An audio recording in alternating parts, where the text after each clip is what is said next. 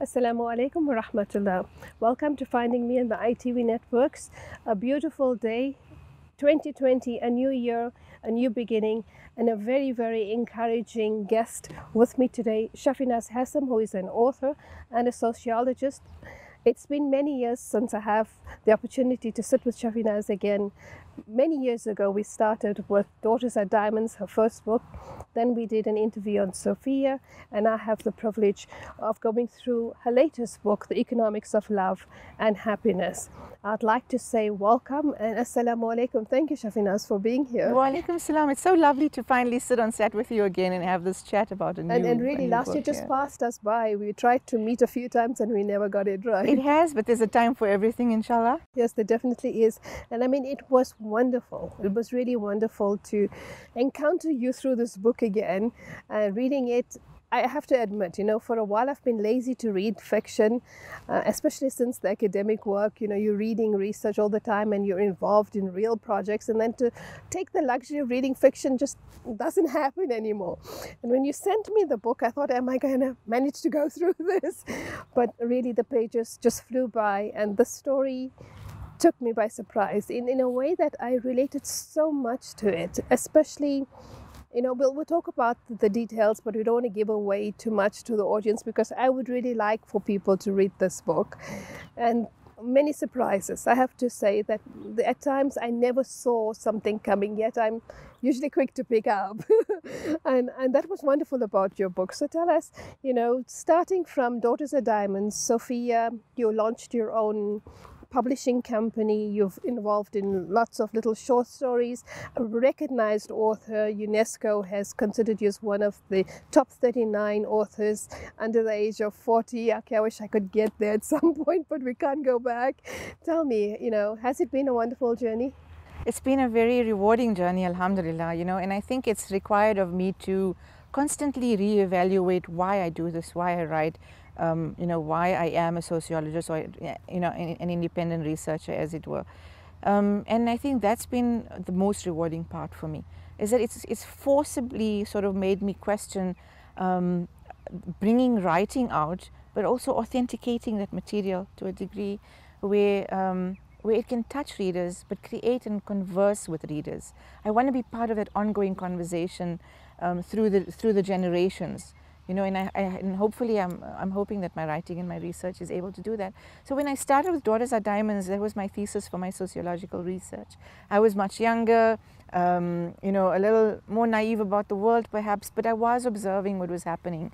And I made it a focus of my then research to look at the particularities of not just any patriarchal culture, but the one that I was deeply embedded in already. And that's natural for us, to be able to reflect around us and to bring some of ourselves into that research as well. But isn't that the whole thing about part of why we're calling for decolonization of education and the curriculum is to make it relevant? It must relate to the society and to the community that you're involved in, isn't it? Absolutely. And we're talking about that now. We've woken to that now. But back when I was doing my research in 2003, the panel that I presented the proposal to was like, how is this relevant? That was a question to me back then, and I was sort of like this sort of quiet Muslim girl who wanted to ask these questions, but I was like, am I fitting within? And that was part of that early reflection to say, but yes, not only am I fitting in, but it's very relevant to present a focus of material that is actually, that there's such a paucity of. And my research, my supervisor pointed it out. She's like, there was just so much that we needed to be able to draw on that wasn't available locally. And I was getting stuff out of America, out of London, and she was like, this is especially why this is important. So alhamdulillah, that formed both the locus of my research, but the inspiration for the next almost 2 decades of writing.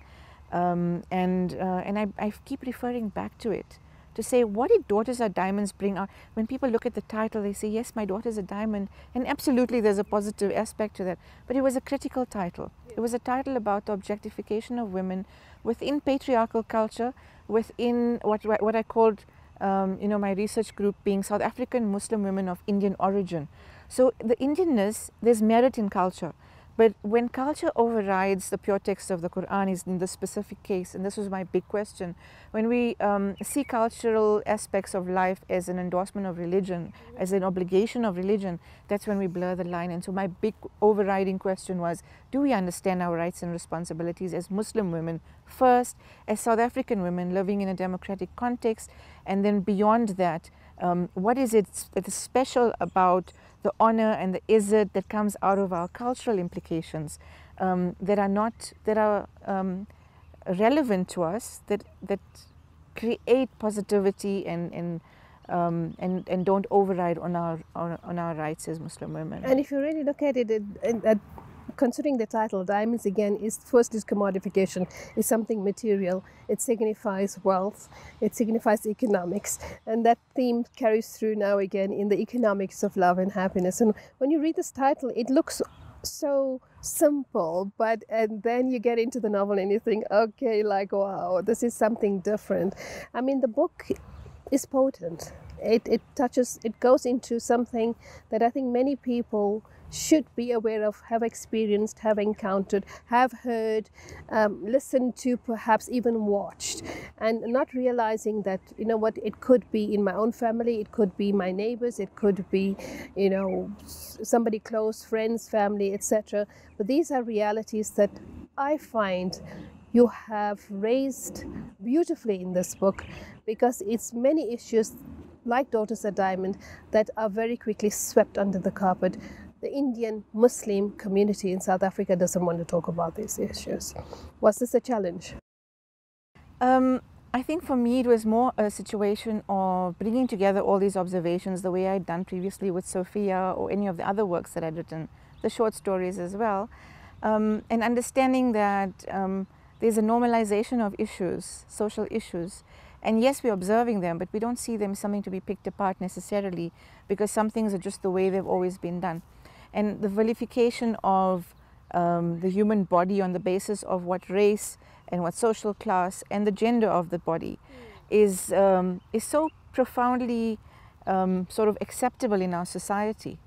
And this is what I was interrogating in this particular book. And so when I started writing the book, I called it Love Like Mangoes, because it just seemed very poetic. Yeah, there's a part in the book where you speak about the juice, mangoes, the juice, and you said it reminded the way I can't remember what was the exact words, but then you said something about then it seemed like juice or mangoes or lychees running down her arms. Something love that flows like juice. Yes, so we are very emotional, very sort of sensitive, sentient beings, but at the same time, you know, there's a boundary sort of, and society then starts to construct these labels around what is commodifiable and what isn't. And emotions are commodified. The human body is commodified in this theater of public space. And that's when I start to look at the cost of love and happiness, the price that we put to love and happiness, the price that we transact our bodies in. You know, when do we keep silent for the sake of love and happiness? When do we actually speak out? And what is that ability to speak out? And that's when, you know, I came up with the title of the economics. It's this whole economics around this concept of what love is and what happiness is, and how we transact in emotions and bodies through the space. And I just want to clarify to the audience that Shafinaaz is speaking, maybe you would say it sounds too academic, but let me tell you, the book is amazing. The language is simple, it's very readable, easy to read, and once you start and get into it, it's almost impossible to put it down. By the way, let me just give you an upper. The end is mind-blowing. It's not something that you will see, but I'm not going to give you that. And I mean, you really got me with the end, because I just did not see it. And when it came, I thought, damn, we need another 2 chapters to talk about what happens. But this is also it, you know, it's like when you're writing and you're trying to, the end kind of reveals itself quite later, maybe even after editing for that matter, because there's so many layers that get added to the story, and your characters develop over time as you get more sort of intimate with them, so to speak. And so there's layers of story even with the subtext that comes in over time as you're editing. And I found the process definitely worked in that way with this book. So taking from academic writing and the themes that I work with and the research that I do, and then transferring that across to the novel is a leap. It's definitely a leap. So this is, you know, report writing, as you know, journalistic writing is very sort of a fact-finding mission, and you're analyzing data. and that's the more academic sense. But the novel requires extra dimensions. It requires you to get a feel of your characters, to really get to know them. How would they think? How would they feel? How would they respond if somebody said this or that? What would they wear? What would they have for breakfast? You know, so you start to get So you start build imagining. relationships. You start to build relationships with your characters, and that's why you need some time. I need that time to actually step back from sort of life as it is. And a shopping trip to the grocery store is different for me, because you notice what people put into their shopping baskets, and you actually can tell a story out of it. Just think about that, you know. Why do some people buy just cheese and a certain kind of cold drink or drink versus somebody who has a trolley full of nappies? And you can tell a whole story just from that. So, so what I'm saying is that you start to observe things very differently, because you know that it actually informs how you write as a writer. And it's a very precious thing that you build on over time, because nothing looks the same after that. You add extra sort of lenses to the world and drop some veils as well. I write about things. I mean, the one theme of the crime aspect of this novel is human trafficking. And we would like to think that it's not a prevalent thing in South Africa, but after the World Cup, our borders became open to scrutiny in a way from the outside, to say, well, you know, this is a lucrative spot, and some very sort of vulnerable people who can be preyed on. And this is how the economics of transaction works around. We're going to a break, and I really want to talk about the human trafficking part again. So we're going to raise that, but just very quickly. So you said you start imagining your characters. Do you start talking to them as well? I do. I think I start asking them what they would do. If I'm having a difficult character, and I spoke about this book almost like a relationship, where I would just ignore it for a while because it was getting difficult to break into some of the more, especially resolving the crime. Resolving the crime, I was like, but I need to break through that and cut through that mountain and see my way through the story. So resolution also takes a lot out of the writer. But it's extremely rewarding. I complain about it and then I get back into it. So. We'll take the story up a little later when we come back after the break. We'll see you then.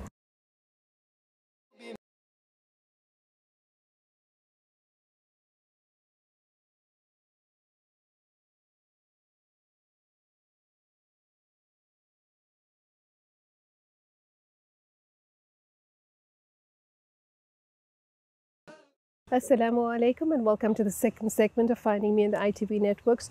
Today with a very special guest, Shafinaaz Hassim, who is the author of the latest book that she has published, The Economics of Love and Happiness. Shafinaaz is also a sociologist and a publisher. She has her own publishing company. She has written a lot of short stories. She's the author of Sophia, and the very first one was Daughters Are Diamonds. Now, before we went on to the break, we were speaking a little bit about the characters, about imagining, about writing, and then, viewing the world. Shafinaaz's academic career as a sociologist has also informed much of her writing and shaped the lenses, perhaps, if I may say that way, in the way she views certain things and then brings them forth. But most importantly, all her books focus on issues that are relevant to her community, to her society, and very much to South Africa, to the Indian Muslim community specifically. Now, Shafinaaz, human trafficking, we could say in the Muslim community, like really is there human trafficking? And then besides that, you have you in one of the chapters, or not chapters, but of the characters, we have an abusive relationship, and then we have something very profound that unravels right at the end, but I don't want to talk about that. We'll talk about that when you do the next book, and we'll reveal a little bit about this one then.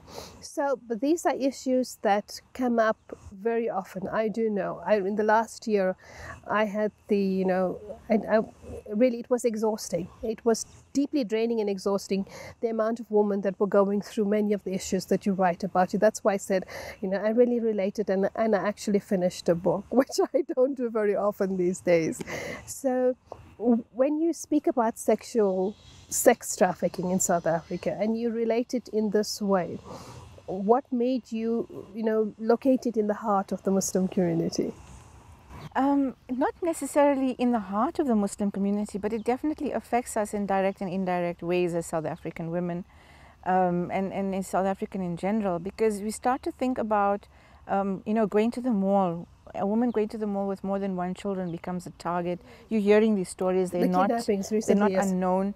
I talk about where, and here's the thing, people from poorer communities and poorer households are once again made more vulnerable by another crime, and where criminal outfits are actually going into sort of, they would go to a household with, let's say, 8 or 9 children, possibly in the more rural areas, and offer them a scholarship. Now, how many households in South Africa would say no to an opportunity like that? If they say, your teenage boy looks really, he's very promising on the soccer field, we'll offer him a sports scholarship, we'll take him across to Belgium or wherever, and he'll have an amazing opportunity that you wouldn't be able to afford. These people are naive about this. They cannot research. Not just naive. On the one hand, they probably give them about 3,000 rand.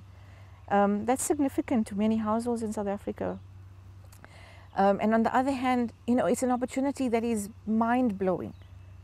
By leaps and bounds, middle-class household would be like, this is an amazing opportunity for my son, because he's going to live a life that we couldn't dream of.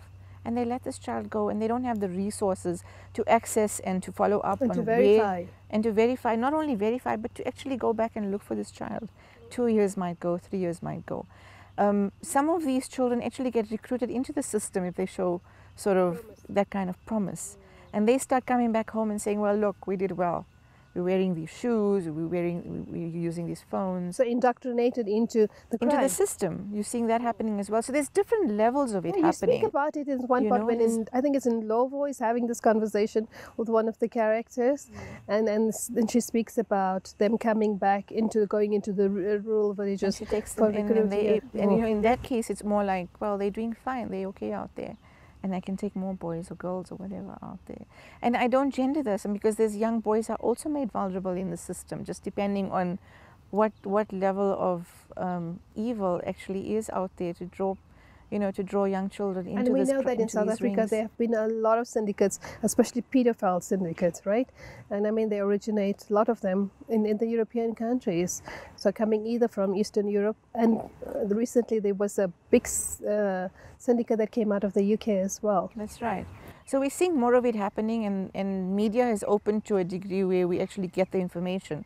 It's not to say that more is happening, but just that we have access to more information these days. And there are hard-working units on the ground, both within our formal structures as well as organizations working against trafficking. But it's a battle in terms of resource and that sort of thing as well. So you find children getting rounded up on the streets and sometimes just put on a ship or whatever and shipped out to wherever they think that they've come from. These are the kinds of problems being faced, and it's happening in small and bigger ways, and even every little one missing child is too much for us. It is, and it should be like that for everyone. You actually hear some people speaking from within sort of the units saying, well, it's only 30 or it's not thousands or whatever, and that's one problematic. Is too much. Yeah, that's one problematic. Do you have any idea now coming to the factual aspect of it, as to, when these kids are trafficked, where are they trafficked to mostly? Like, which are the, the most hot countries, if I may put it that way, that bring these kids in, and where they're actually then sold, their bodies are transacted? I don't have actual stats to draw on right now, but it's there's a demand in countries where they're willing to pay the price. And so the price is most times put in the form of euros on children coming from developing countries. And so it's a case of money and power. Yeah, it's a sickness, actually, as with most social issues that we face. And generally, if you really look at it, then it's almost as if the wealthy just have, you have to be wealthy to transact in this.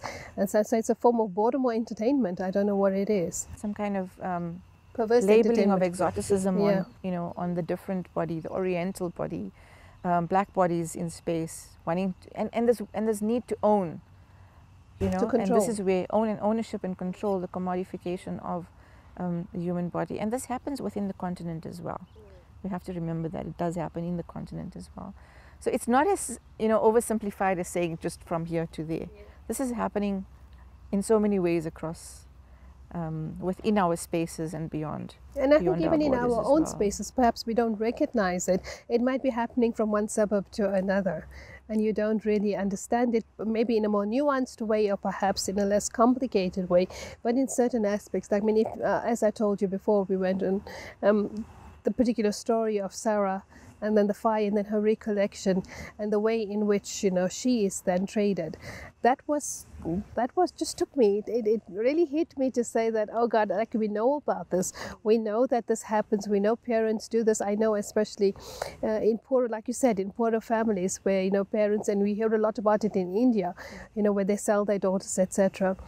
But in this case, like the way it was done and the way you bring it into the story, it really hit me. And what made you follow this particular route or follow this idea? Did it just come while you were thinking about her story? I think when I was looking at this thematic reference of transactions, I wanted to consider, you know, in the communities, you sometimes either hear or through, like my research with Daughters Are Diamonds, I may have only focused on the 6 in the book, but I had done at least over 30 interviews during that time, and so I've got recordings. Sophia came from a few of those recordings. So with Sarah's case, it was also a case of the older generation finding themselves in this position of not, in her case, her father not being able to pay a debt. And it's not just that he thought of it, but his landlord coming in to say, well, you owe me this and this and this. And they had, you know, they see this young girl as a commodity to be brought into their family as a daughter-in-law.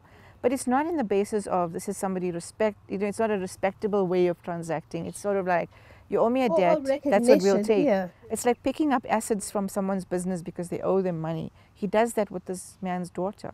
And she's reflecting now years later when she's lived through all of this and saying to her next generation, her niece, saying, well, this is how it happened. But she hadn't spoken about it because of the internalized shame and the understanding that she wasn't of value. She was just a debt payment, a debt repayment, you know, part of a debt repayment. It's such a profound comment for us in a community where, you know, as Muslims, we have immense respect for women. There is immense respect for women. We are constantly bombarded with the Western media that supposes quite the opposite. And so there's this constant fight, but then there's these incidences that happen that gleam from patriarchal culture and a patriarchal reading of what's expected of us. And these instances exist. So what I'm trying to do is weed them out. Weed them out and analyze them and say, we understand this is wrong. We understand there's no basis in Islam for transacting with our women and between our families in this way. And let's talk about that, and let's ensure that there's a kind of healing for the next generation to be able to move on. And as you're talking and I'm thinking about this, it's also become, it was very prevalent. I mean, you know, the new hot thing in South Africa, or the craze, is Atterol, right? So everybody's watching Atterol. And in there, the respect for women is also very profound, but it also raises this a few times where, you know, the women were proposed like to solidify the tribe, or to increase the power of the father, or to give, you know, more status to the brother, whatever, in those ways. But again, it's a form of transaction. And what we see in that from Atterol's behavior, of course, is that she must give her consent only if she wants it, which is a recognition of the right of the woman, not just simply as something that you own, as you say, an asset or as a commodity, but as an individual in her own right. And I think that's why, for me, in many ways, also this particular book was just complementing, you know, the kind of exposures that we've had recently. And I like that you bring up that, you know, the example of Ertugrul, because it's interesting how we have to understand that marriage is about bringing tribes and bringing families together. But remember, the women in that show as well, they're drawing on how life was and following so closely to the Sunnah. But these women also knew how to conduct themselves in leadership positions. You know, they were able to ride horses, and they're also very adept at the archery, as well as running the day-to-day of the camp, and they get involved in. So it's important to notice that these women are not just sort of passed around as important in decision making, as plot plants, so to speak. They're very important. They're able to take over when the men are out to war, and they're able to join in the war when they need to protect their tribe. So it's just a matter of, like you say, bringing those tribes together, bringing nations together.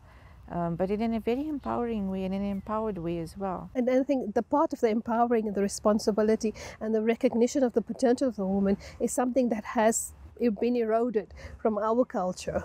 You know, it's almost as if, you know, you woman, you are there and we are here, and then we have control over you. But we're right at the end. How would you like to leave us with I hope with that readers pick up this book, especially because we're not always going to read what we agree with or what we establish as within our locus of enjoyment or entertainment. And so this book is entertaining. There's a beautiful love story that unravels through it, along with the social issues that I pick up on, which is always going to be the focus of my work. But at the same time, I want to leave people thinking about what they've read. Instead of writing those 2 extra chapters, I don't think it's left hanging, so to speak, but I'd like people to have their own conversations about what happens. When a book leaves my, leaves me in this complete form, it stops belonging to me as the author. It becomes yours if you've read it. And, you know, disagree with it, tear it apart. There are aspects that people might not agree with about some of the characters. I completely agree and understand. I've written about perhaps aspects that I might not agree with individually as a Muslim woman. But there is a reality. But it's my to it. duty Yeah. to present these realities and allow you to decide whether you're going to agree or disagree. And tell me that I've written absolutely something disagreeable, and I will accept that as your opinion. But also have those conversations beyond with your children, with your partners, with your families and beyond, to say, well, this is a reality. And I think that our community is far more open to these conversations now than they were back in 2007 when Daughters of Diamonds came out. Okay, we're right at the end, but thank you very much for sharing this with us. We'd like to come back with another interview and we'll talk a little bit about Nisa Kamar. We'll see you next week, inshallah. Fi amanillah. Wassalamu alaikum wa rahmatullah.